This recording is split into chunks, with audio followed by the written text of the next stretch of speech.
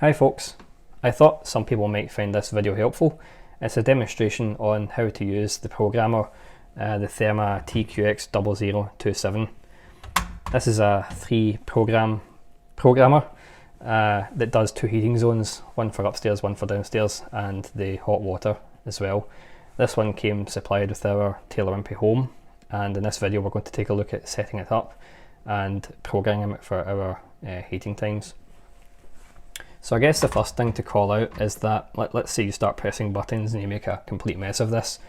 You can put a pencil or something thin and sharp in this hole here, and that will reset everything back to its factory defaults. Then on to the second point. If you do that, you're going to want to slide this all the way to the left hand side and set the time and date again. So all the way to the left, and you can use the plus and minus buttons here to set the hour.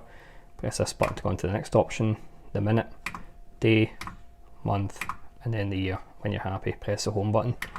And that's typically how you do most of the things in this thermostat. You use this to advance on to the next option, use the plus and minus to change the options, and then you press home when you're done to go back to the main screen.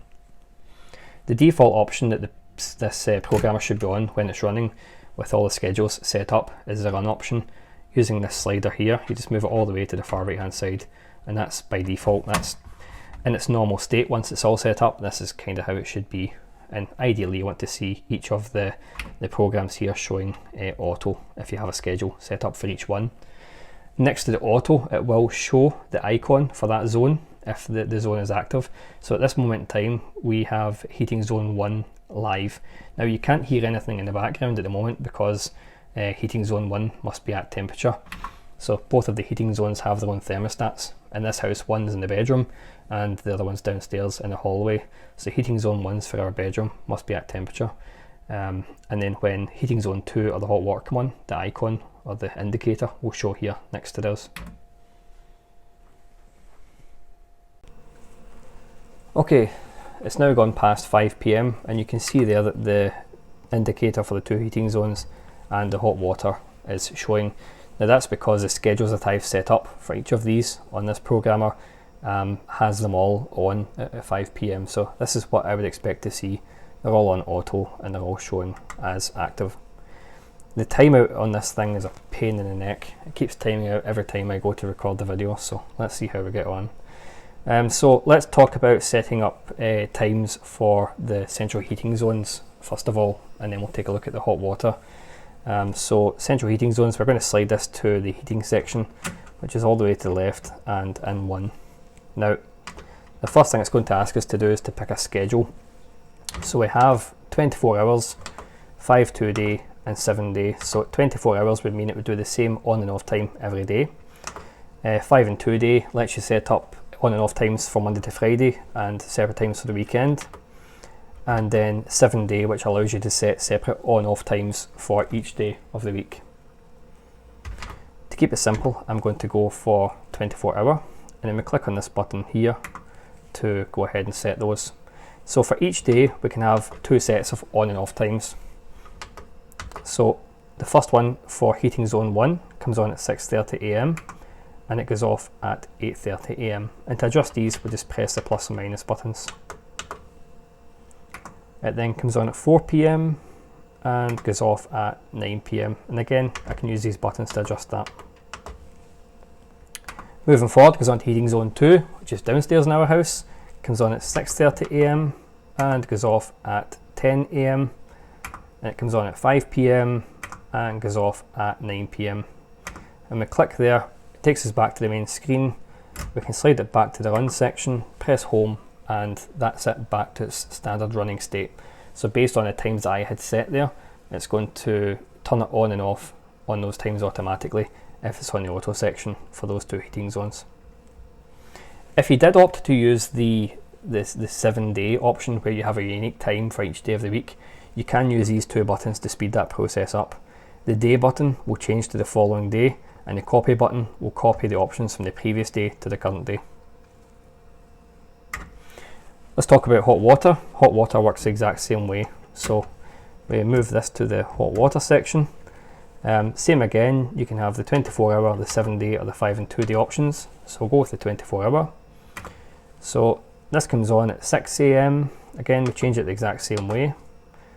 It goes off at 7 AM, so it goes on for an hour in the morning, and then we've set it to come on for an hour in the evening as well at 5 PM, and it goes off at 6, so it comes on for an hour. Again, put it back to the run, press home, puts it back to its default state.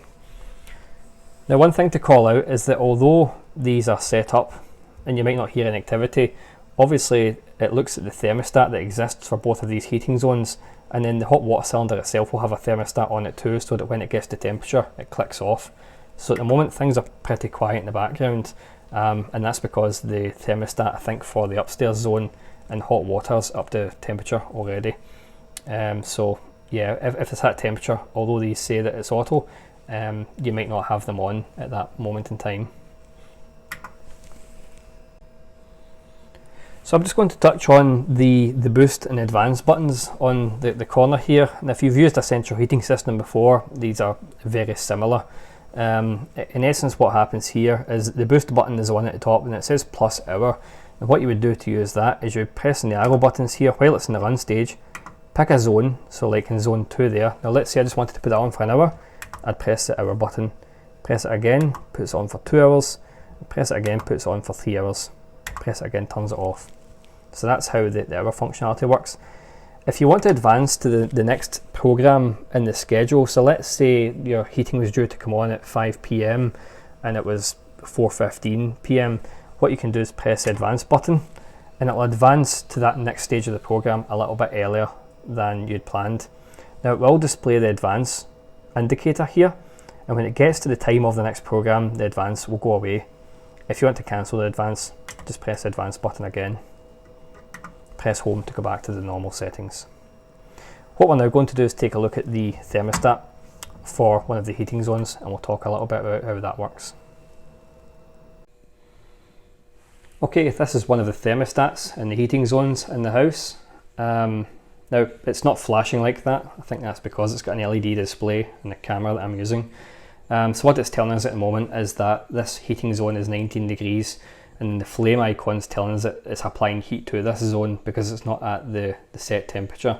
To check what the set temperature is, we just turn the wheel once in either direction and it starts to flash. Now what it's telling us is that we've set the temperature for this zone to 21 degrees, and because it's 19, it's applying heat to that zone. To adjust the heat for this, we just turn the wheel, so we can change it there to set it to 22 degrees. It'll go back again. It's telling us we're at 19 degrees at the moment. The flame icon tells us it's applying heat, and then if it was too hot for whatever reason we want to turn the heating off in this zone, then we can turn that down. And if you listen to the click,